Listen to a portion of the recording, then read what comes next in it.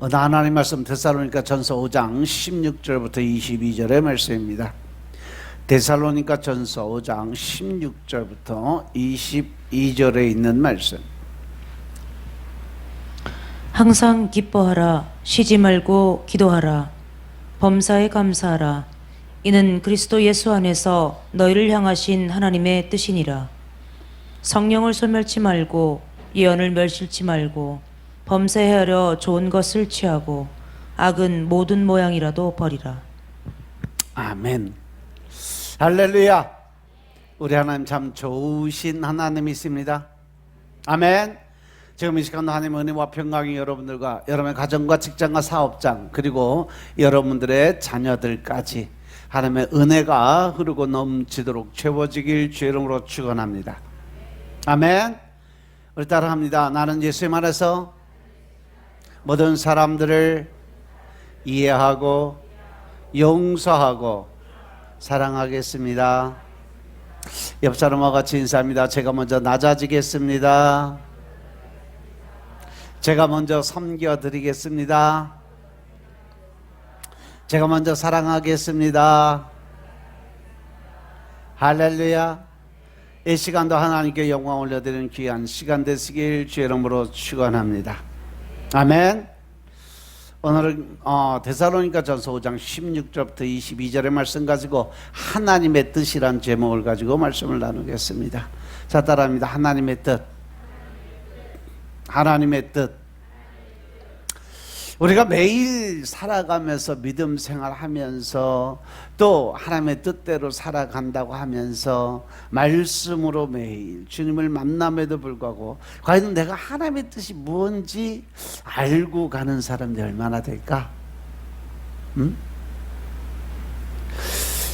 이 고든 맥도날드 목사님이 쓰신 내면의 세계와 내면의 세계의 질서와 또 영적 성장이라는 책을 보면 성공한 못난이라는 이야기가 있어요.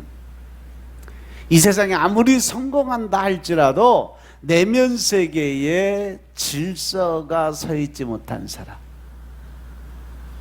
즉 다시 말해서 내려놓음, 그걸 통해서 하나님과 관계적 회복이 이루어지지 않으면 결국은 성공한 못난이가 될 수밖에 없다, 이 말이에요. 그냥 단적으로 딱 정리를 하면. 근데 이 책은 내면의 정원이 잘 가꿔져야 비로소 영적, 정신적, 육체적으로 건강한 성도의 삶을 살 수 있을 뿐 아니라 초계적인 인간과의 물질 세계와도 바른 관계를 가진 균형 있는 인간이 될 수 있다는 메시지를 던지고 있어요. 즉 우리가 살아가는 것은 육체적인 삶을 살아가는 것뿐만 아니라 우리 내면의 나, 즉 다시 말해서 영적인 삶을 살아야 됨에도 불구하고 그 영적인 삶의 가치를 깨닫지 못하면 결국 우리는 아무것도 얻는 것이 없는 허황된 삶을 살아갈 수밖에 없다는 거죠. 즉 다시 말해서 우리 시야를 바깥 세계에서, 즉 세상을 바라보는 눈에서 이제 내면의 나, 내 자신의 내면을 향하도록 인도해주는 그러한 책. 우리가 이 땅에 살아가는데 육적인 삶도 반드시 필요하지만 더 중요한 것이 바로 내면의 영적인 삶이 더 중요하다는 것을 강조한 책이에요. 이 책의 저자 고든 맥도날드는요, 콜로라도 대학과 덴버 신학교를 졸업을 하고 매사추세츠 그레이스 교회에서 목회 사역을 하시는 아주 유명한 분이세요. 미국의 기독교 학생회장을 역임하고 탁월한 저술가, 책도 엄청 많이 썼어요. 그래서 그 주장을 보니까 우리는 매일 선택의 기로에 서 있다는 거죠. 하루하루 살며 순간순간마다 매일, 매 시간, 매 초마다 우리는 늘 선택의 기로에 서 있다는 거예요. 내면의 세계에서 질서를 내가 잡음으로 인해서 더 나아가 외면의 세계를 변화시킬 건지, 아니면 내면의 세계를 소홀히 함으로 인해서 외부 세계, 즉 세상적인 눈을 세상을 바라보면서 내가 살아갈 것인지 결정을 해야 된다는 얘기예요. 과연 나는 지금 어떠한 면에서 살아가고 있나 한번 돌아보세요. 나는 내면의 나를 바라보면서 내면적인 영적인 나를 찾아가고 있는지, 아니면 아직까지도 버리지 못한 욕심 때문에 아직도 세상을 바라보고 환경 조건 따지고 사람 따져가면서 생활하고 있는지 한번 돌아보시기 바랍니다. 이 질문을 바탕으로 우리의 삶은 모든 부분을 그리스도께서 우리 안에 거하시고 더 나아가서 주님께서 나를 다스리도록 해야만 내면의 질서를 유지할 수 있다라는 것이 바로 고든 맥도날드 목사님의 주장이에요. 이 주장을 바탕으로 해서 그는 이 책에서 내면의 세계와 관련된 5가지 핵심적인 질문을 던져줘요. 제일 첫 번째 뭐냐? 무엇이 우리 하여금 어떠한 행동을 하게 하는 그러한 동기부여가 무엇이냐는 거죠. 내가 어떠한 말을 하고 행동을 하고 내가 자기 주장을 내세우는 것이 과연 어떠한 동기부여냐? 하나님의 말씀의 중심이었냐? 아니면 사람들의 소리를 듣고 환경 조건을 따져가는 소리였느냐? 내 행동과 말이 어디서부터 시작이 됐는가를 분명히 알아야 된다는 거죠. 두 번째 뭐냐? 인생의 한정된 시간을 갖고 내가 무엇을 할 것인가 하는 개인의 성장과 이웃 봉사의 시간을 할애할 수 있는, 즉 서로 협력해서 선을 이뤄가라는 하나님의 뜻을 세워갈 것인가, 아니면 자기의 이익을 위해서 남들에게 더 힘들고 어려운 과제를 내줄 것인가. 세 번째는 뭐냐? 창조 진리를 수용하고 그 진리를 논리적으로 인식하며 무엇을 하느냐 하는 지적인 활동이 필요하다. 여기서 지적이라는 것은 바로 하나님이 주시는 지혜와 지식과 총명이에요. 하나님의 나라에 들어갈 수 있는 길. 그래서 하나님이 이 땅을 창조하시고 지금까지도 운행하시고 내가 하나님의 창조물이었다는 것을 인정하고 그거를 진리를 논리적으로 내가 어떻게 설명을 할 수 있느냐.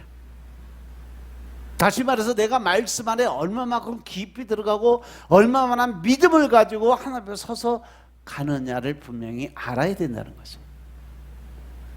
그리고 네 번째가 뭐냐? 하나님과 교통하는 영적인 그러한 면이 있느냐 없느냐. 내가 어떠한 일을 추진해 나가고 어떠한 일을 결정하는 관계에 있어서 나는 과연 하나님이 원하시는 방법대로 말과 행동으로 옮기느냐, 아니면 내 생각과 내 뜻대로 그 일을 결정하고 나가느냐.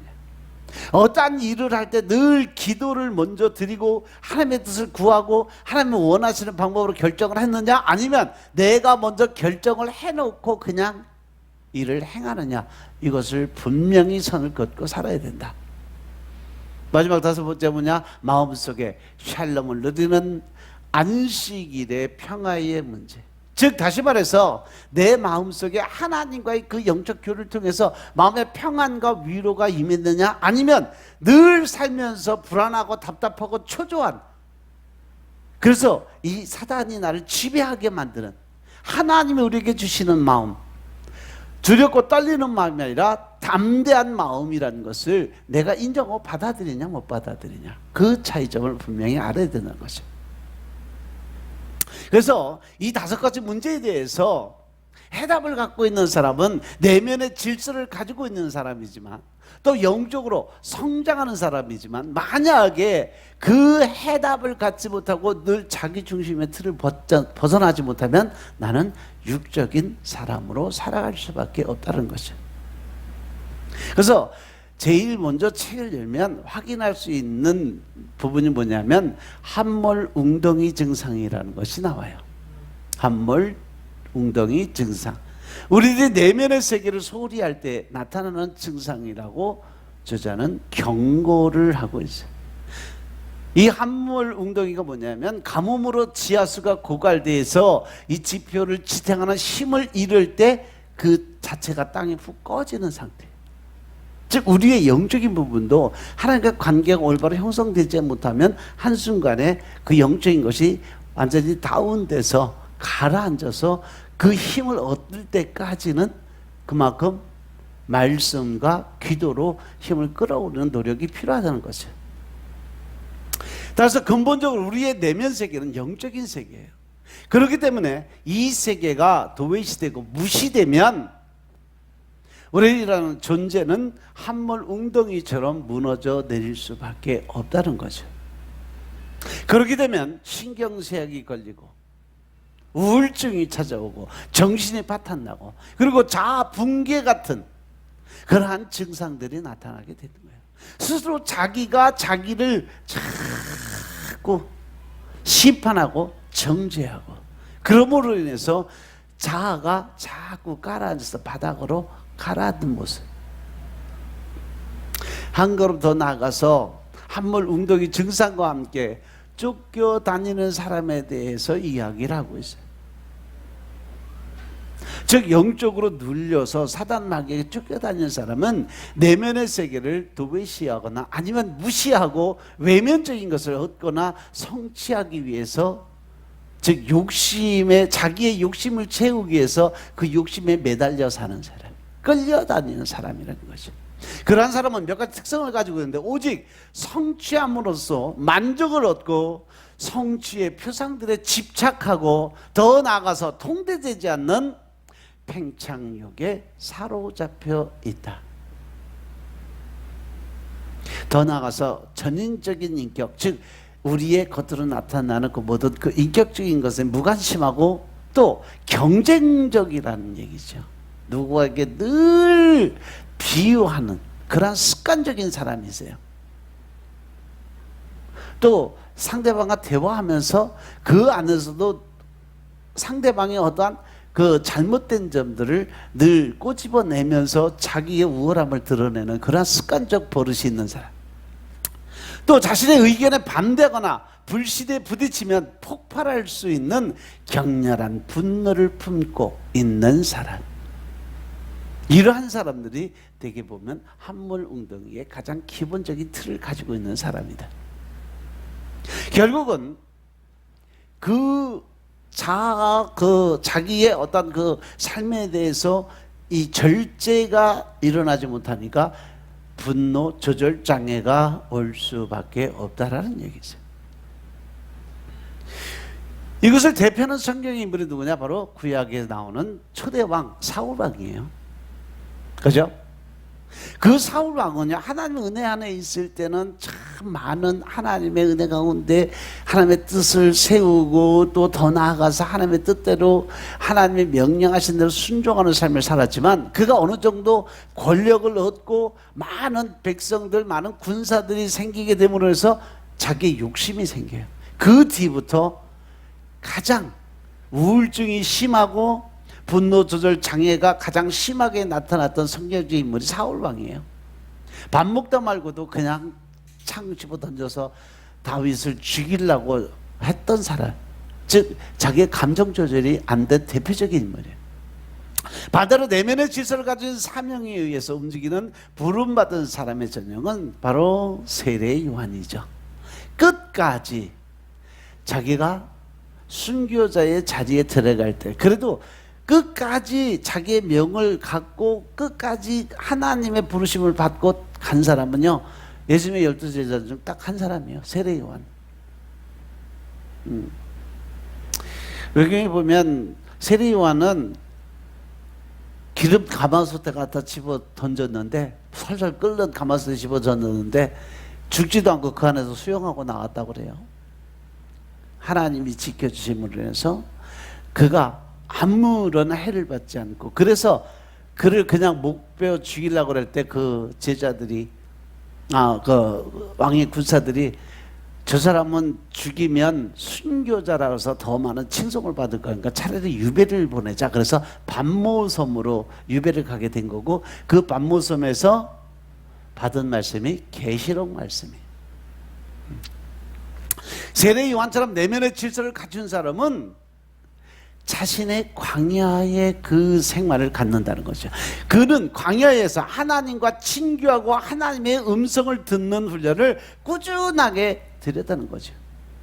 그래서 내부에서 용솟음 치는 힘을 소유하고 청지기 직분을 수행하고 자신이 누군지 정체성을 분명하게 했던 사람, 또한 요동하지 않는 목적의식을 가지고 확고한 자기 신념하에 모든 것을 이해와 용서와 사랑의 마음을 갖고 내면의 평안과 기쁨을 나타내 보였던 사람이 바로 세례 요한의 본질적 모습이에요. 참고적으로 우리들이 하나님께 쓰임받기 위해서 때로는 광야도 필요하다는 것을 잊지 말아야 된다라는 말씀. 요즘 아브라함을 통해서 여러분들에게 계속 주시는 말씀, 이제 이 창세기 끝나고 출애굽기 넘어가면 모세를 통해서 이 광야 생활에 대한 본질을 하나님이 계속 말씀을 주실 거예요. 그런데 이미 창세기부터 시작해서 이 아브라함을 통해서 하나님이 계속적으로 주시는 말씀이 뭐냐? 광야 생활이에요. 그런 이삭도 그렇고 야곱도 그랬고, 예수님도 모세도 사도 바울도 세례 요한도 광야에서 훈련을 받았고, 연단할 때 믿음의 일꾼으로 쓰임받는 가장 큰 과정이 어디였냐? 광야 생활이었어요. 그죠? 그렇기 때문에 광야라는 고난이 때로는 힘들고 어려울지 모르지만, 지금 여러분들이 살아가는 그 삶 속에서 가장 힘들고 어려운 과정이 들어와 있다고 할지라도 그 안에서 하나님의 크신 계획과 은혜를 발견할 때 우리는 더 크게 쓰임받고 성장할 수 있는 힘과 에너지가 될 수 있다는 사실 명심하시기 바랍니다. 이와 반대로 내면의 질서가 없는 사람은 무질서 증후군을 가져요. 하나님과 친밀한 교제에서 얻는 기쁨을 맛보지 못하고 쓸데없는 일에 정력을 소비하죠. 즉 자기의 의를 위해서, 자기 욕심을 채우기 위해서, 자기의 이익을 위해서. 그래서 다른 사람들을 비판하고 또 판단하고 정죄하고 자기 의를 위해서 다른 사람을 다 못된 사람 만드는 그러한 일을 하는 사람들. 그래서 인간관계가 무질서해지는 그러한 사람. 이러한 것이 바로 자기 증후군이라고 그래요. 자아의 증후군, 자기 중심적인 삶. 그리고 마지막으로 저자는 우리에게 몇 가지 도전을 할 제목을 줘요. 제일 먼저 시간을 세어나가는 걸 막고 능력의 한계와 우선순위에 준해서 일할 수 있는 시간을 할당해라. 즉 다시 말해서 모든 시간을 시간표를 만들어서 그 시간에 계획성 있는 삶을 살 수 있도록 노력을 하라는 거죠. 그리고 날마다 하나님의 지식과 지혜 안에서 성장하기로 결심해라. 즉 매일 말씀을 묻고 그 말씀 묵상하면서 하나님과 더 가까워지고 더 나아가서 하나님의 영적인 힘과 능력으로 커가는 자아를 발견하라는 거지. 그리고 세 번째 뭐냐? 배운 것들은 다른 사람들을 섬기는 데 사용하라는 거죠.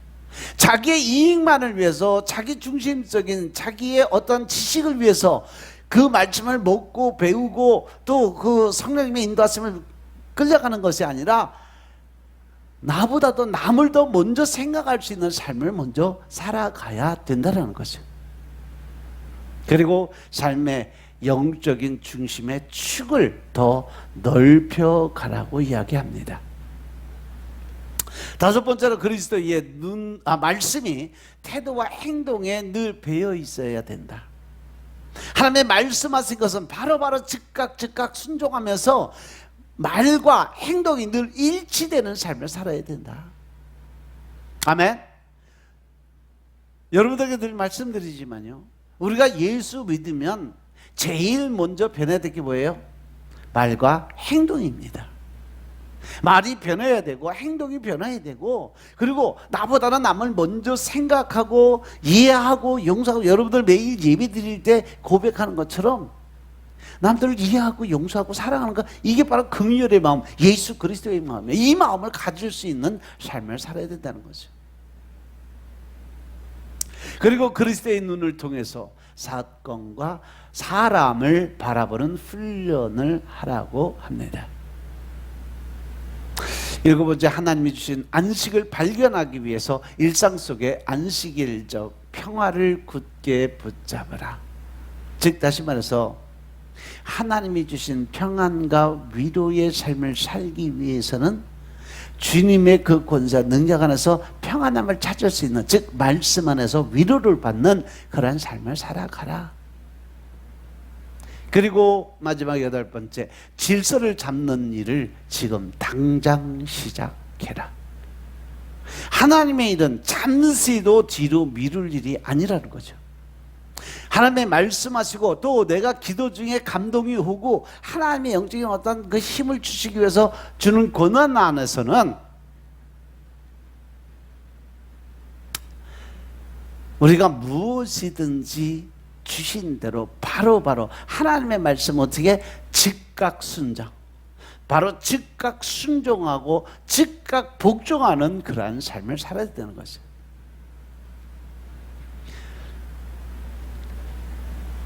이 책의 본질에 보면 과연 나는 어떤 사람일까? 내가 진짜 그리스도의 참된 제자일까? 아니면은 허다한 무리들이 우왕좌왕 쫓아다니는 그 길에서 내가 따라 휩쓸려 다니는 건 아닌가 돌아보라는 거죠. 누가복음 14장 25절의 말씀에 보면 수많은 무리가 예수님을 따라가요. 하지만 그 무리가 예수님의 제자라고 할 수 없다는 거죠. 예수님께서 말씀하시기에 누구든지 자기 십자가를 지고 나를 따르지 않는 자도 능히 내 제자가 되지 못한다라고 말씀하셨어요. 무리는 무리일 뿐 제자가 아니라는 거죠. 따라서 내면의 세계에 질서를 소홀히 하는 사람은 참된 제자가 될 수 있다 없다? 없다. 단지 자신의 욕망과 기대만을 추구하는 무리가 될 수밖에 없다는 거죠. 내면의 질서를 소홀히 하는, 즉 하나님의 말씀에 따라 순종하고 복종하는 삶을 살지 않고 자기 의를 드러내는 것은 결국은 하나님과 상관이 없는 삶을 살아가는 것이다 라는 말씀이에요. 세상에 쫓겨다니는 사람이 되는 것이 아니라 하나님의 부름을 쫓아다니는 사람이 되시길 주님으로 축원합니다. 아멘. 그래서 내면 세계에 질서가 서 있지 못할 사람, 이 사람들이 바로 함몰 웅덩이로 표현을 해놓은 거예요.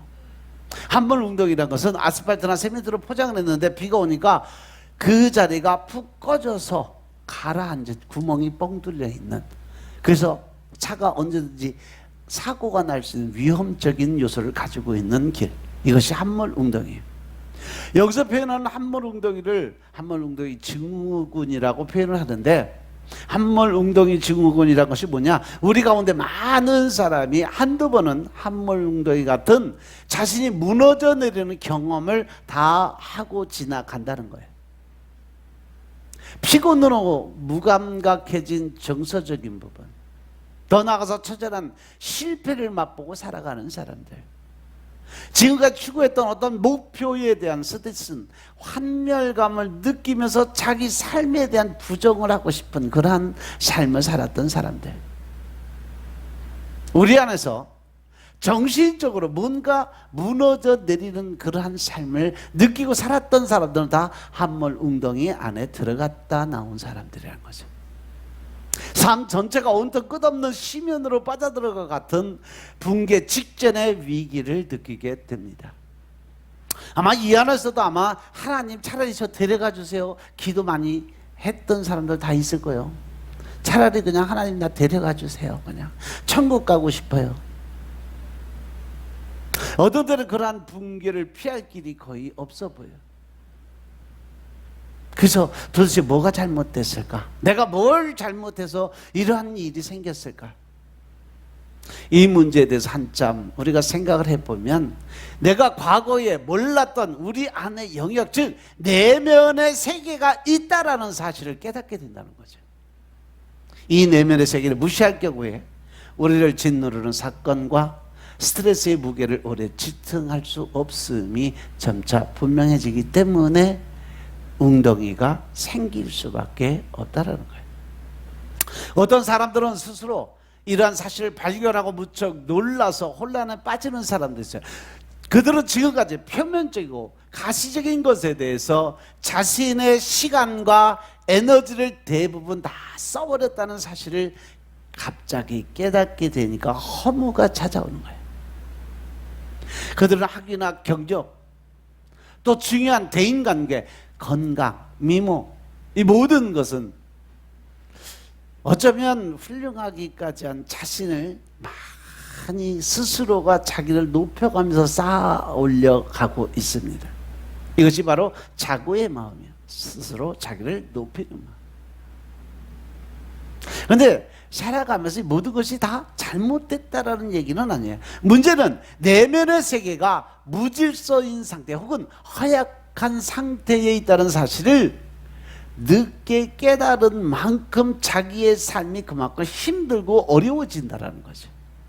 다시 반대로 얘기하면 우리가 말씀 안에서 하나님과 교제가 깊이 이루어지고 깨달음이 성령님의 운행하심으로 깨달음이 빨리 오면 올수록 우리에게 그 고통의 시간은 짧아질 수밖에 없는데, 우리가 그것을 깨닫지 못하고 말씀 소홀히 하고 기도도 소홀히 하고 하면서 하나님과 멀어진 관계에 있으면 그만큼 우리에게 다가오는 고통은 더 깊어지고 넓어진다는 얘기예요. 우리는 두 개의 아주 다른 세계 속에서 살고 있다는 사실 명심하시기 바랍니다. 육적인 삶과 영적인 삶이에요. 우리의 외부 세계 또는 공적인 세계는 다루기가 더 쉬워져요. 그것은 측정할 수 있고 눈에 보이는 거 더 늘려갈 수 있는 세계, 그것이 바로 이성적 세계입니다. 외부 세계는요, 일, 놀이, 소유, 그리고 사회적 연계망을 구성하는 수많은 친분 관계로 이루어져 있어요. 그것은 성공, 인기, 부, 미모, 모든 것을 평가할 수 있는 우리 삶의 한 부분이기 때문에 그렇습니다. 그러나 우리의 내면 세계는요, 본질적으로 더 영적인 영역인 것임을 깨달으시기 바랍니다. 이 세계는 선택과 가치가 결정되는 중심부예요. 고독과 성찰이 추구되는 것. 예배와 신앙 고백이 행해지는 장소고, 세상에 도덕적 영적인 공예가 침투하지 못하게 해야 되는 것.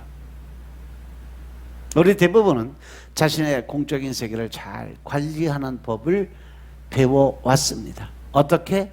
말씀과 기도로 하나님과 좀 더 영적인 관계에서 회복을 위해서 늘 말씀과 기도를 통해서 하나님과 관계 회복을 위해 살아가는 것.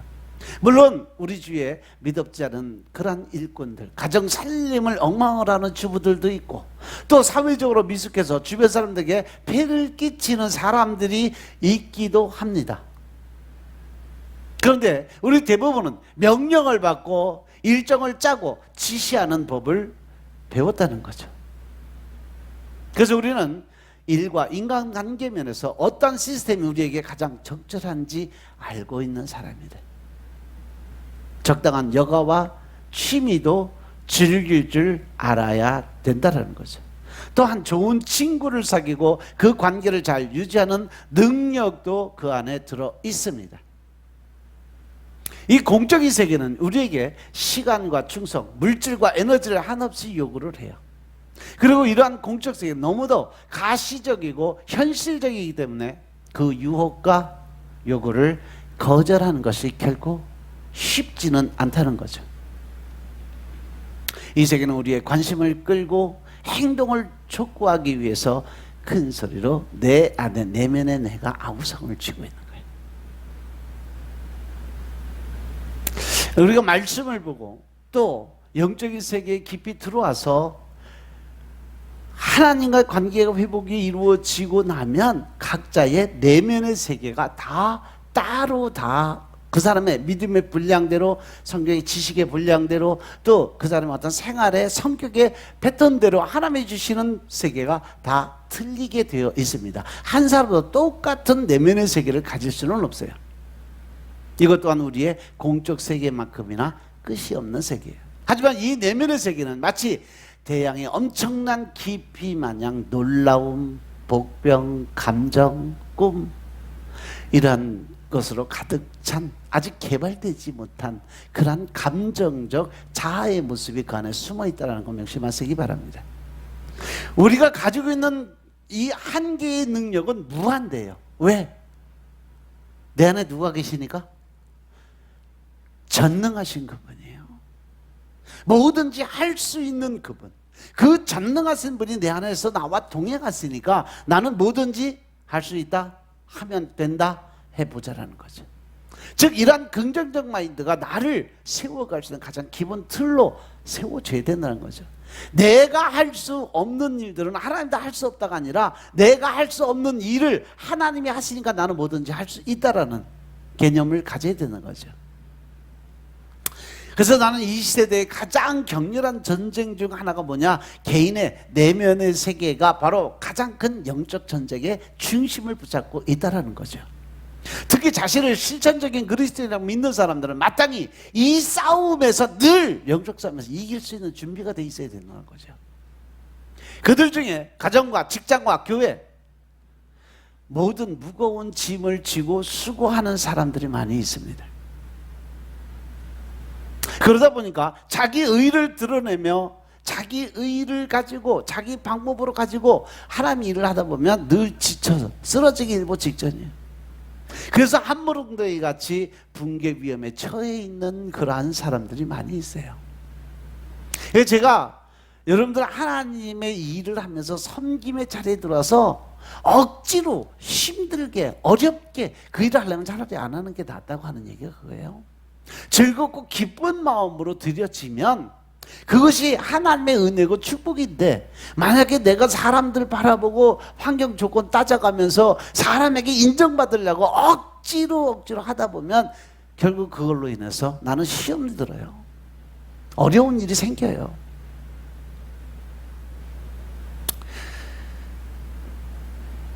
웨인 뮬러가 우리는 바쁘면 바쁠수록 그만큼 더 중요한 인물인 양 스스로 생각하고 남들에게도 그렇게 비칠 거라고 추측을 해요.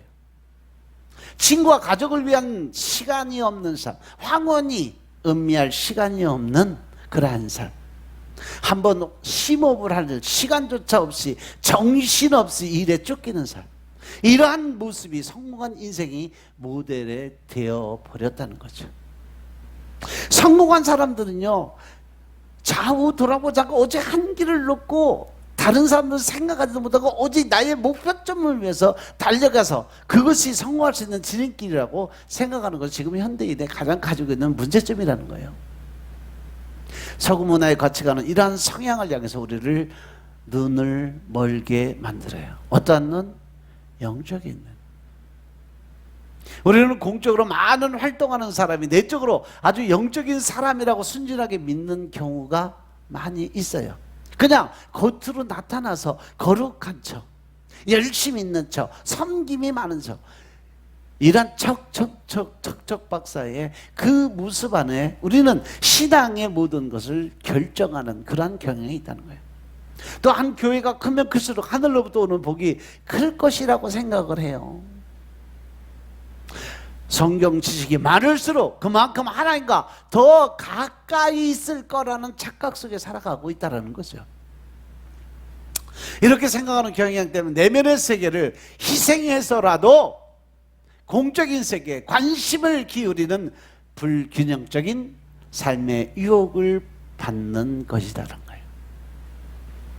더 많은 프로그램, 더 많은 모임, 더 높은 학력, 더 넓은 대인관계, 더 나아가서 더 바쁜 일정, 삶의 표피를 이루는 모든 것이 너무 무거워서 도저히 감당할 수 없게 되면 결국 삶 자체가 무너져 버릴 수밖에 없다라는 거죠. 그래서 피로와 환멸, 실패, 패배가 자기 자신을 무겁게 짓누르게 되어 있습니다. 지금까지 내가 무시해서 사람들이 무시해버린 그런 내면의 세계는요, 더 이상 가정한 무게를 지탱할 수 없게 되는 것이라는 거예요. 오랜 세월 그리스도인이라고 자처하는 한 남자가 내면의 세계라는 것이 도대체 뭔지 물어본 적이 있어요.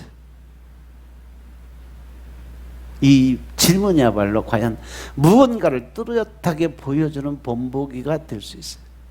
한번 생각해 보세요. 그리스도인으로서 내가 믿음을 갖고 오랫동안 신앙 고백을 하고 오랫동안 교회 일도 열심히 했을 뿐 아니라 더 나아가서 기독교 사역으로 상당한 평판까지 얻은 사람이 그 모든 활동과 뜻깊은 종교적인 그 아우성 때문에 견고하고 흔들리지 않는 무언가가 있어야 한다는 사실조차도 깨닫지 못하고 그저 현실의 사람들의 소리만 듣고 현실에 맞춰서 순간순간을 모면해가는 그 삶이, 그저 그 사람들의 비율을 맞추고 사람들에게 인정받기 위해서 노력하는 그 삶이 내 삶에 어떠한 정돈할 수 있는 여유조차도 없이 쫓기고 살아갔다면,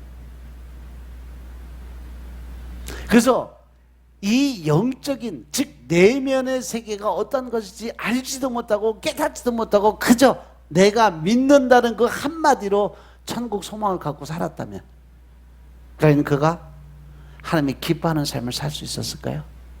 반대로 그 사람이 그 일을 하면서 늘 기쁘고 즐거운 마음으로 하나님 나라를 향해서 갈 수 있었을까요? 절대 그럴 수는 없다는 거죠.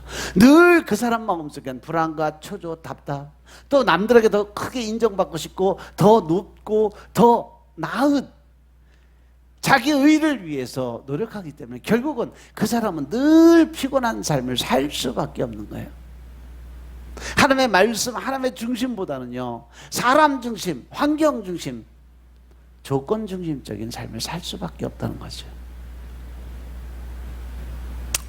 세계 선교 지도자 프레드 미첼이요, 책상 앞에 이런 표를 써 붙여놨어요. 너무 바빠서 삶이 황무지로 변하지 않도록 조심하라. 삶을 바쁘게 살아가는 것도 좋지만요, 여러분들 좀 더 하나님 안에서 여유를 갖고 사시기 바랍니다. 왜? 하나님은 여호와 샬롬의 하나님이세요. 평안을 주시고 위로를 주시는 하나님.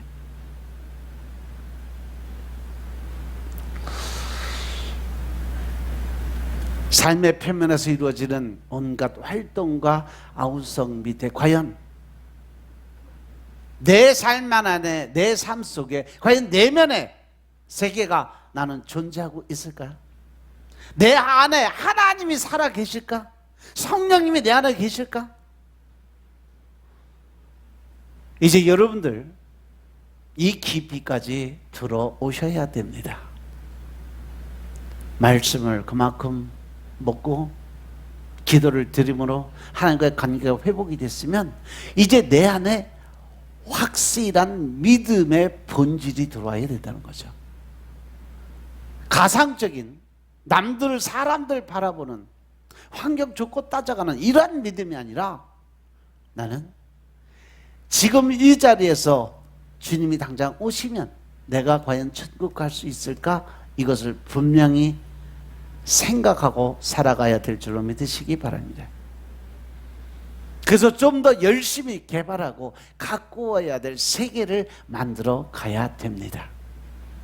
점점 더 표면에 누르는 압력을 지탱할 만한 내적인 힘, 그것이 바로 영성입니다. 그 힘과 능력이 내 안에 있어야 나는 하나님과 관계가 회복될 수 있는 관계에 들어갈 수 있다. 이렇게 내면의 세계, 내면의 질서가 있는 성도의 신앙생활의 특징이 뭐냐 하면, 우선은 우리가 세상에서 살아갈 때 많은 것을 잃어버리게 되지만 결코 잃어버리지 말아야 될 딱 세 가지, 바로 데살로니가전서 5장 16절, 17절, 18절 말씀. 항상 기뻐하라, 쉬지 말고 기도하라, 범사에 감사하라. 이러한 겉면처럼 항상 우리는 기뻐하는 삶을 살아가야 된다는 전제 조건이에요. 이것은 하나님의 명령입니다. 너 기쁘게 살아야 돼. 쉬지 말고 늘 기도 드려야 되고 모든 범사에 감사드리는 삶을 살아야 돼 라고 하나님이 말씀하신 명령입니다. 그러면 우리가 어떻게 항상 기뻐할 수 있을까? 그것은 바로 우리가 하나님 안에 들어올 때, 또 성령님과 동행하는 삶을 살아갈 때만 가능한 것이 항상 기쁜 삶을 살아갈 수 있다는 거죠.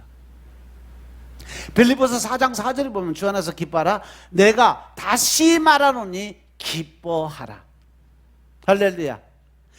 그리고 데살로니가서 1장 6절에 보면 많은 환난 가운데서 성령의 기쁨으로 도를 받으라고 말씀하세요. 도저히 내가 이 상황에서 기뻐할 수 없는 조건임에도 불구하고 주님은 우리에게 기쁨을 줄 수 있는 분이심을 믿으면 된다라는 거죠. 아멘. 20년간 절망적인 처지에 있는 사람들에게 희망의 편지를 50통이나 보내서 절망의 수렁에서 건진 사람이 그의 글을 통해 희망의 빛을 보고 다시 일어나는 기적을 나타낸 분이 있어요.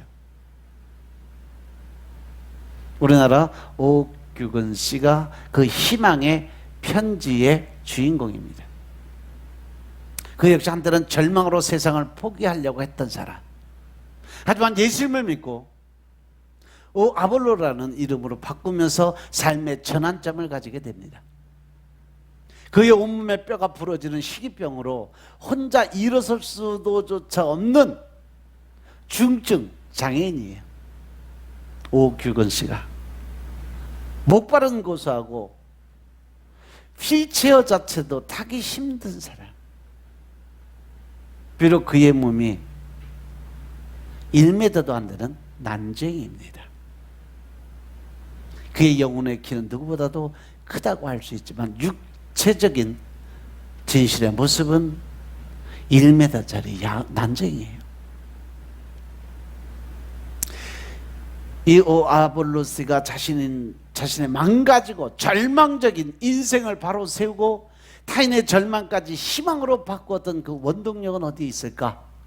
그의 고백에서 행복한 삶의 비결을 찾을 수가 있습니다. 그가 고백한 것을 보면 나의 몸은 이렇게 하나님 백으로 정상적인 일들을 도울 수 있게 되어 얼마나 기쁜지 모릅니다. 내 몸은 이렇게 생겼지만 하나님 백으로 내가 정상적인 사람들을 돕게 살 수 있다는 것이 내가 얼마나 기쁜지 모르겠다는 얘기죠.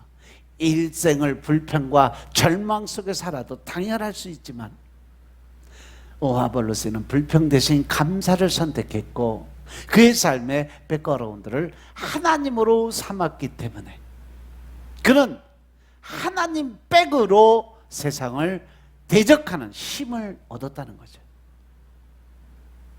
우리가 주 안에 있다는 말이 무슨 말이에요? 바로 하나님을 백으로 삼고 살아갈 수 있는 믿음이 바로 우리를 세울 수 있는 삶이라는 거예요.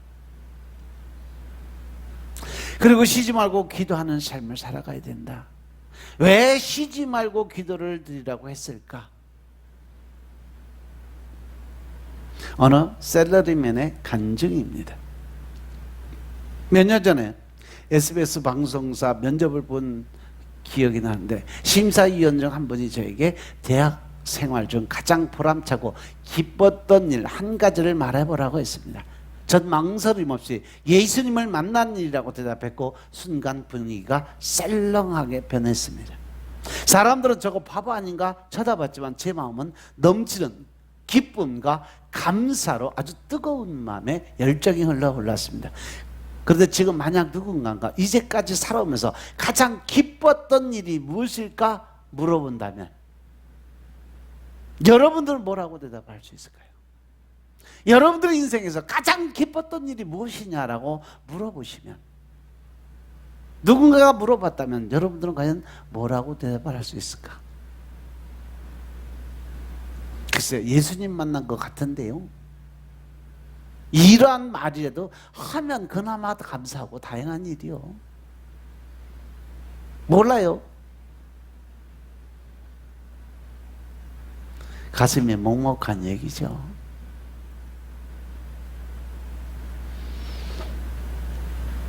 결국은 우리가 하나님의 은혜를 깨닫지 못하고 하나님 만난 것을 기쁨으로 느끼지 못하고 깨닫지 못했다는 이유는 뭐예요? 말씀과 기도가 준비가 아직 덜 됐다는 얘기죠. 그래서 하나님께서 진짜 말씀이 꿀송이처럼 달고 예수님을 만남으로 해서 예수님과 동행하는 삶이 늘 기쁘고 즐거운 삶으로 살아갈 수 있다는 거. 그래서 언제 어디서든지 나는 예수님이 좋아요, 난 정말 예수가 좋다고 찬양 부를 수 있는 그러한 삶을 살아야 우리가 진정한 그리스도인으로서 인정받을 수 있다는 얘기죠. 그리고 쉬지 않고 기도드리는 것은 직장도 그만두고 산에 들어가 하루 종일 기도만 드리라 이거 아니에요. 여러분들이 걸어 다니면서도 일하면서도 여러분들의 문제를 놓고 기도를 드릴 수 있습니다. 딴 생각이 자꾸 올라와서 또 설교에 집중하지 못하게 만드는데, 설교 듣는데 집중할 수 있게끔 하나님께 간구드리는 것도 기도가 될 수 있다는 얘기죠. 아멘. 버스 타고 갈 때 아니면 차를 운전할 때 여러분들 얼마든지 하나님과 교제할 수 있는 기도의 시간이 될 수 있다는 겁니다. 사람을 만나서 대화할 때도 늘 그 대화 속에 성령님이 간섭하시고 같이 동행하셔서 그 대화를 끌어갈 수 있게끔 주님 찾으세요. 그게 기도입니다. 그게 성령님과 동행하는 삶이에요. 여자 집사님들 설거지하면서 청소하면서 늘 기쁘고 즐거운 마음 갖고 설거지 해보세요. 청소해보세요. 설거지가 지겨워? 빨래가 지겨워? 아니요. 찬양 부르며 하나님과 교제하면서 즐거운 마음 가지면요, 집안이 반짝반짝 빛나도 즐거워요. 아멘.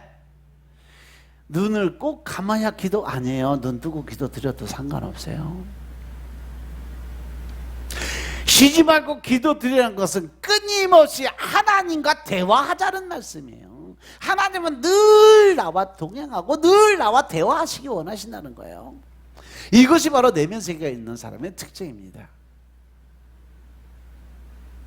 그리고 범사에 감사하는 삶을 살아가라.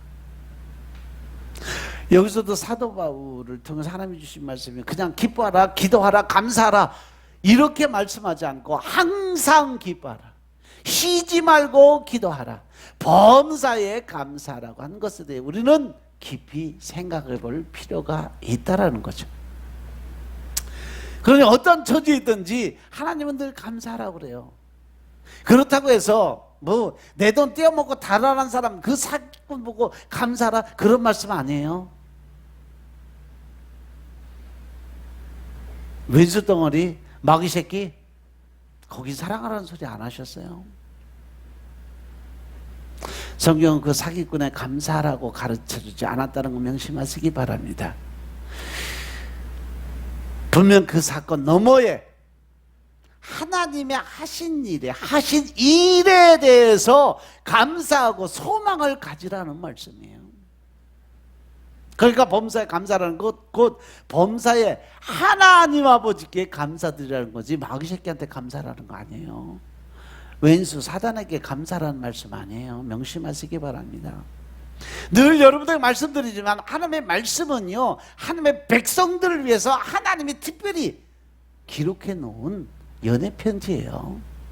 근데 이것이 세상 마귀에게 적용된다? 뭐 내 원수를 내 몸같이 사랑하라?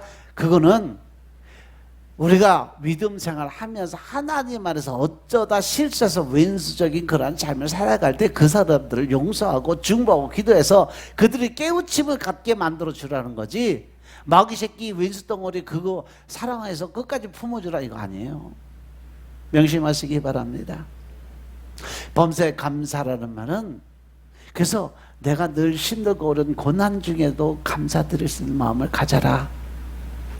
인생살이처럼 복잡하고 미묘한 드라마는 없습니다. 그죠? 그래서 우리가 때로는 목을 길게 빼고 그냥 지름길 찾으려고 목을 앞으로 뒤로 아무리 빼고 쳐다봐도 길은 보이지 않아요. 장애물을 피해갈 수도 없고 다가오는 사고를 막을 수도 없어요.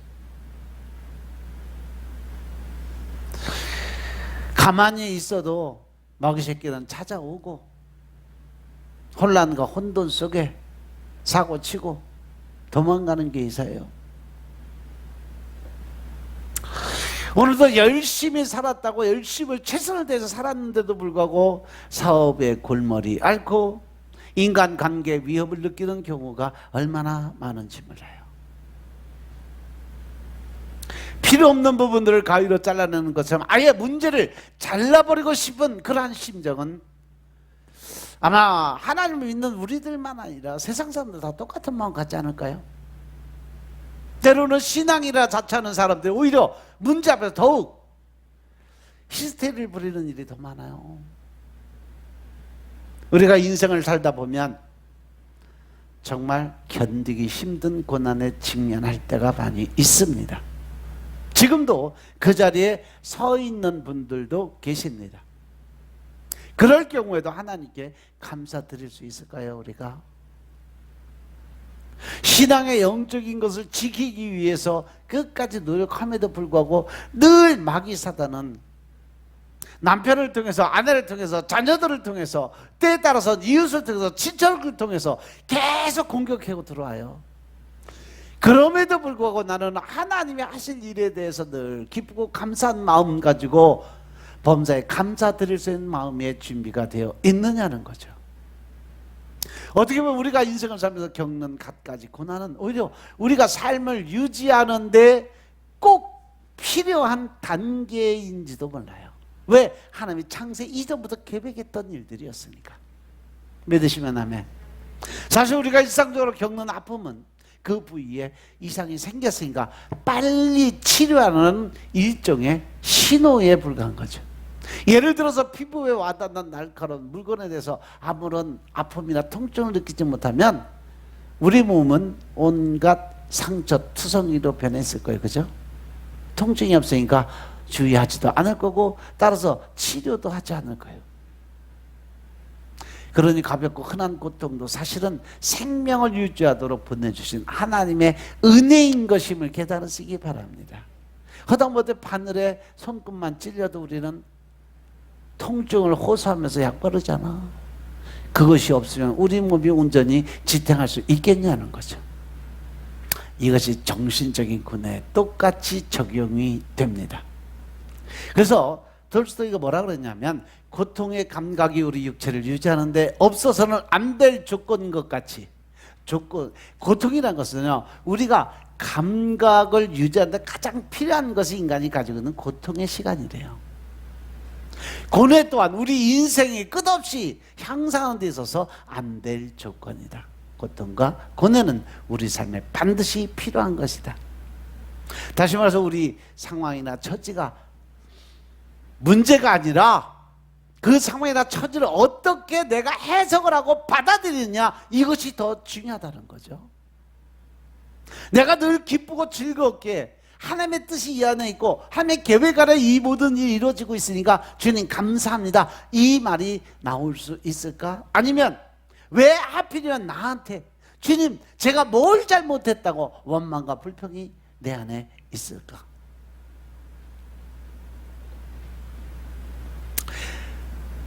셰익스피어가 지은 시기 중에 하나가 그대를 볼 때까지는 낮도 밤이요 꿈에서도 그대가 보이면 캄캄한 밤도 낮이다라는 말을 해요. 그대를 볼 때까지는 낮도 밤이요 꿈에서라도 그대가 보이면 캄캄한 밤도 밝은 낮이다. 그렇습니다. 우리의 삶에서 감사를 찾고 발견할 때까지는 아무리 부귀영화를 누리는 인생도 실상은 캄캄한 밤중의 생활을 하고 있는 거죠. 현실적으로 아무리 캄캄한 밤과 같은 인생이라 할지라도 감사를 발견하는 순간 해와 같이 밝은 인생, 풍성한 열매를 맺는 인생으로 바뀐다는 사실 명심하시기 바랍니다. 중요한 것은 남은 생의 에너지를 하나로 모아서 하나님께 감사로 집중시켜서 레이저빔처럼 강철도 통과할 수 있는 힘을 발휘해서 하나님이 그 모든 환경을 다 바꾸신다는 믿음을 가지시기 바랍니다.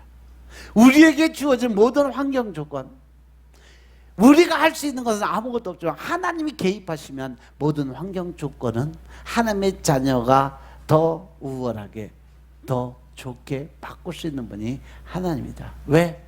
그분이 내 아버지니까. 바로 내면의 세계의 질서가 잡혀있는 사람은 어떤 경우에도 항상 기뻐하고 쉬지 말고 기도드리고 범사에 감사하는 신앙생활에 발치가 있는 삶이라는 거 기억하시기 바랍니다. 기독교 교육과 선교에 크게 이바지한 김한란 박사님 아시죠? 대단하신 분이었어요. 그분의 묘소에 가보면 그분은 봉도 안 올렸어요. 평장했어요. 땅에 그냥 비석만 딱 세웠어요. 평토장한 그 무덤에 성경책 한 권을 돌로 만들어 놨어요. 양력이나 그분의 어떤 말도 기록을 하나도 안 해놨어요.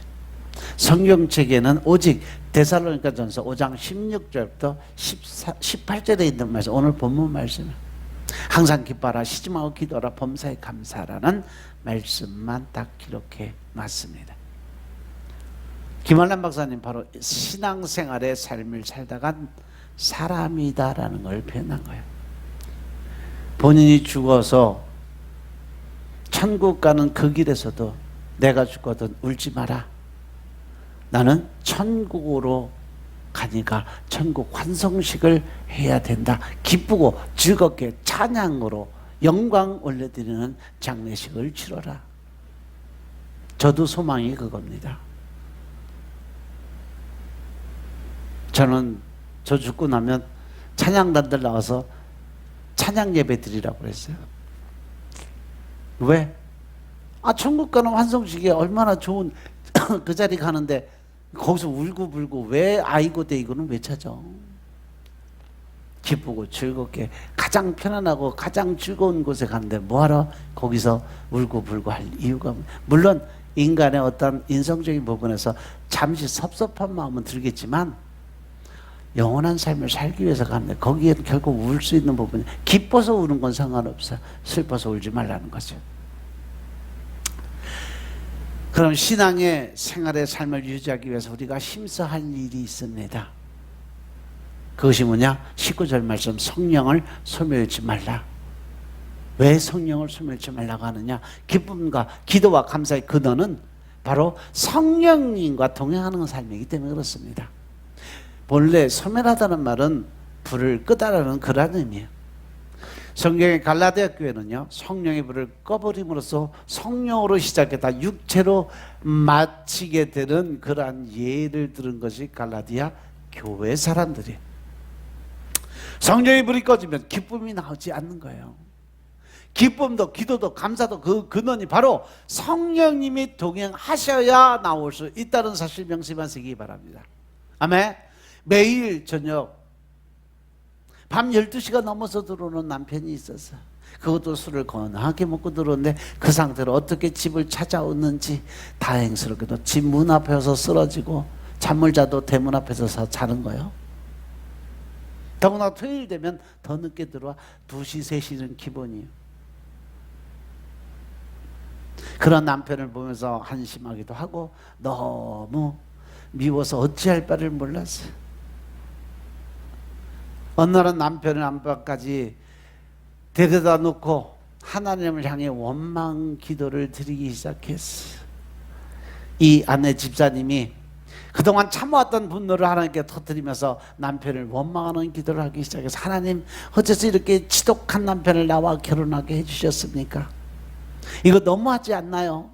내가 그렇게 기도를 드려도 하나님 왜 우리 남편을 변화시키지 않고 이렇게 나를 고생만 시키나요? 주님, 더 이상 저는 못 살겠습니다. 그리고 기도를 드렸어요. 이 세상 어느 누구도 아마 그런 남편에 대해 감사할 수 있는 사람 아마 없을걸, 그죠? 남편만 보면 우라가 치밀고 하나님에 대한 원망이 안 나올 수가 없는 상황이에요. 그런데 그렇게 하나님 향해 분노를 터뜨리고 있을 때 갑자기 성령님께서 말씀하십니다. 김 집사야, 너의 남편이 멀리 큰 길가에 쓰러지지 않고 집 앞에 와서, 집까지 찾아와서 집 앞에 쓰러져 있는 것이 고맙지 않냐? 그 사람 저 바깥에 멀리서 쓰러져 있으면 너 어떻게 데리고 올래? 거기다가 토요일 늦게 와서 주일날 집 지켜주니까 너 교회 오기 편하잖아. 집 지키는 사람이 있으니까. 다른 남편들 같이 교회 가는 거 방해하지 않는 것만 해도 감사해라. 너 그래도 교회 가는 건 안 막잖아. 이 김 지사님이 기도를 드리다가 성령님께서 감사라고 해서 가만히 생각해 보니까 하나님 말씀이 다 맞거든. 그래서 토요일 밤늦게 만취돼서 돌아온 남편 가슴 위에 어쩔 수 없이 손을 얹고 감사 기도를 드리기 시작을 합니다. 그런데 감사 기도를 드리면서 속에서 터져 나오는 웃음을 참을 수가 없어 기도 드리다 그만 빵 터졌어. 왜? 술 취한 남편 머리에 가슴에 손 얹고 기도 드리는데 이게 내가 뭐 하는 짓인가 하는 생각이 들어가니까 빵 터져버렸어. 마침 그 웃는 모습을 남편이 술이 취해서 자다가 깜짝 놀라서 깨서 보니까, 아니 당신 왜 그래? 이거 베란간 이 여자가 미쳤나? 정신이 돌았나? 왜 갑자기 웃어? 이렇게 얘기를 하더랍니다. 그래서 지금까지 술 먹고 올 때마다 분노를 터뜨리던 아내가 기도를 드리다 갑자기 웃었으니까 남편이 오히려 놀란 거예요. 이 여자가 이제는 정신이 돌았나 보다 그러고. 그래서 남편에게 자초지종 이야기를 했더니 이 남편이 감동을 받아서 주일날 아침에 일찍 일어나서 목욕제기 하고 교회 가자. 당신이 믿는 하나님 나도 좀 믿어보자. 그러고 따라가더랍니다. 20절의 말씀처럼 예언을 멸시하지 말아야 돼요. 예언이란 바로 하나님의 말씀을 의미합니다. 왜 예언을 멸시하지 말라고 하냐면 기쁨과 기도와 감사의 근원이 바로 말씀이기 때문에 그렇습니다. 말씀이 그 마음속에 살아있는 이상 성도는 항상 기쁨과 감사가 넘치게 된다는 사실 명심하시기 바랍니다. 결론적으로 내가 감사의 삶을 살아가는데 제일 걸림돌이 뭐냐? 범사해야로 좋은 것을 취하고 악한 것은 어떤 모양이라도 버려라. 좋은 것은 취하고 악한 것은 버리는 것이 기쁨과 감사의 삶을 살아가는 데 있어서 가장 큰 비결인 것임을 깨달으시기 바랍니다. 그러니 감사의 삶의 걸림돌은 좋은 것을 헤아리지 못하는 마음이요, 특히 인간관계에서 좋은 것을 헤아릴 줄 아는 마음이 있어야 된다는 사실 명심하시기 바랍니다. 악은 어떠한 모양이라도 버리라는 말과 같이 죄는 우리 마음속에 기쁨과 감사 마음을 뺏어가 버려요. 사단이 우리를 공격할 때 제일 먼저 뺏어가는 게 뭐라 그랬어요? 감사의 마음이에요. 그 감사를 빼앗기고 나면 그 뒤에 원망과 불평이 생기게 돼 있어요. 불안과 초조의 마음이 오게 돼 있어요. 왜냐하면 성령님을 근심하기 때문에 성령님의 춤이 우리의 삶에서 사라져버리기 때문에 그렇습니다. 그러니까 우리가 이 세상 살면서 죄와 멀리 한다면 주 안에 있는 성도들이 항상 기쁨과 감사가 넘치는 삶을 살아갈 줄로 믿습니다. 아멘. 따라서 여러분들 이제 모든 것 다 하나님 안에서 기쁘고 즐겁고 늘 하나님께 감사드릴 수 있는 마음 가지시길 주님으로 축원합니다. 성령님 하시는 말씀 늘 감동 안에서 즉시 순종하고 복종하는 믿음의 삶을 사시길 주님으로 축원합니다. 기도드리겠습니다. 아버지 하나님 감사드립니다. 과연 우리가 살아가면서 하나님의 뜻이 무엇인가를 알고 깨닫게 하시니 감사합니다. 신령과 진정의 마음을 가지고 주님 뜻 안에서 우리가 변화된 삶을 살게 하시니 감사합니다. 주님, 우리 삶 속에서 이제는 하나님의 뜻과 의를 세워가게 하옵소서.